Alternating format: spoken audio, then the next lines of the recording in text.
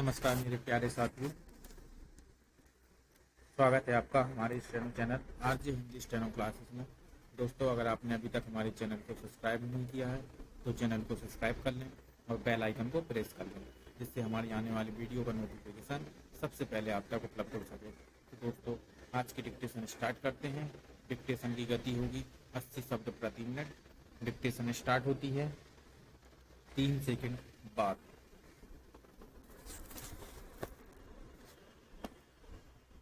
कुछ लोग अपना काम करते हैं, वे दूसरों की मदद नहीं करते हैं। वे दूसरों पर निर्भर नहीं करते हैं। यह आदत आत्मनिर्भरता कही जाती है। आत्मनिर्भरता यानी स्वयं सहायता सबसे अच्छी सहायता है। यह सबसे बड़ा गुण है, इसलिए ईश्वर उनकी मदद करते हैं जो अपनी मदद आप करते हैं। आत्मनिर्भरता जीवन में सफलता की ओर अग्रसर करती है। ईश्वर की यह इच्छा है कि मनुष्य को दूसरों पर आश्रित नहीं रहना चाहिए। उसे अपना काम स्वयं ही करना चाहिए। आत्मनिर्भरता मनुष्य में आत्मसम्मान उत्पन्न करती है। वह अपने आप में अपनी शक्ति का अनुभव करता है। वह अनुभव करता है कि वह किसी से कम नहीं है। वह अपना सिर किसी व्यक्ति के सामने नहीं झुकाता है। वह यह अनुभव करता है कि वह यश और सम्मान पाएगा। वह अपनी शक्ति और योग्यता का पर विश्वास रखता है। ऐसे पुरुष की इच्छा शक्ति बलवान होती है। उसे कुछ भी कठिन प्रतीत नहीं होता है। ऐसा आदमी ईमानदार और परिश्रमी होता है।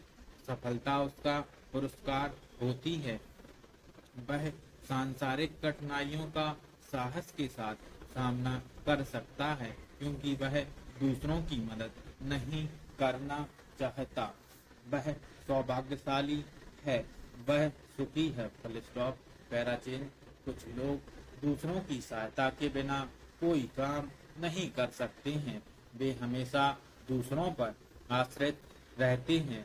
वे कमजोर दिमाग के होते हैं। उनकी इच्छा तीव्र नहीं होती है। उनमें मानसिक शक्ति नहीं होती है। वे अपने में कुछ कमी का अनुभव करते हैं।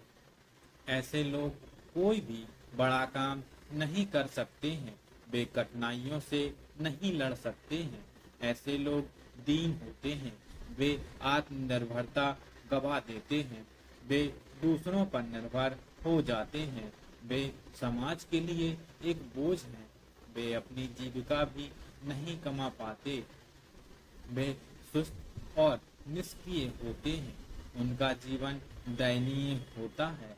हमें आत्मनिर्भरता की आदत बचपन से ही अपनाना चाहिए। जो ऐसा नहीं कर पाते हैं, वे अंत में कष्ट उठाते हैं। इसलिए सबों पर कर्तव्य है कि वे अपने पैरों पर खड़े हों। Full stop. अतीत के सभी बड़े लोग आत्मनिर्भर थे, तभी वे जीवन में बहुत कुछ कर गए। Full stop. पैराचेन। छोटे छोटे गांवों में अस्पताल बनाए गए हैं। उनमें दवा बांटी जाती है। इन अस्पतालों में डॉक्टर तैनात हैं।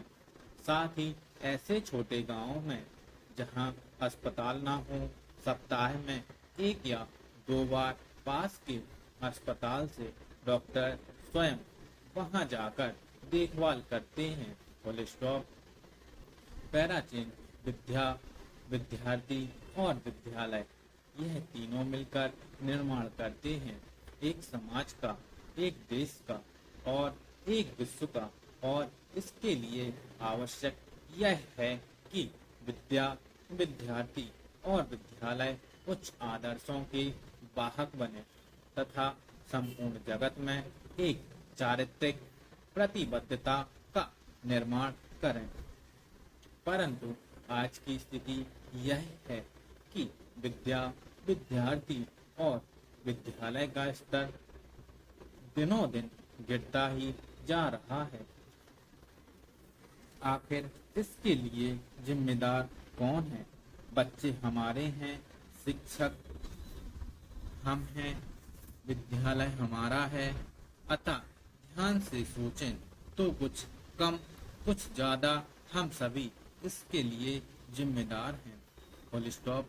पैराचेन। आज का विद्यार्थी मजाक समझता है। Full stop. दूसरी तरफ शिक्षक स्वयं विद्यार्थी को वह स्नेह, शिक्षा और सम्मान नहीं दे पाता जो अपेक्षित है। एक मानसिकता सी बन गई है कि जैसा चाहे पढ़ाएं, तनख्वाह तो मिलेगी ही। Full stop.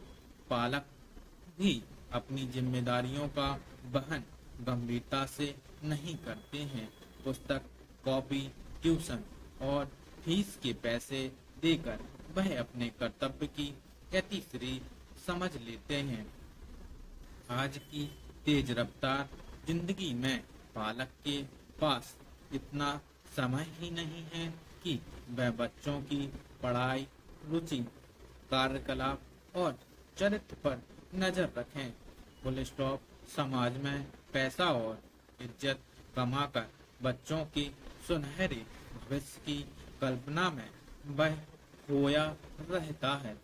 Full stop. Dictation समाप्त। डिक्टेशन की गति थी साथियों 80 शब्द प्रति मिनट। डिक्टेशन का अभ्यास अधिक से अधिक जरूर करें। और साथियों, अगर आप अभी तक हमारे टेलीग्राम ग्रुप और व्हाट्सएप ग्रुप से नहीं जुड़े हैं तो उससे जुड़ जाएं, जिसकी लिंक मैं डिस्क्रिप्शन बॉक्स में उपलब्ध करा दूंगा। तो साथियों, मिलते हैं एक नई डिक्टेशन के साथ एक नए दिन। Thank you.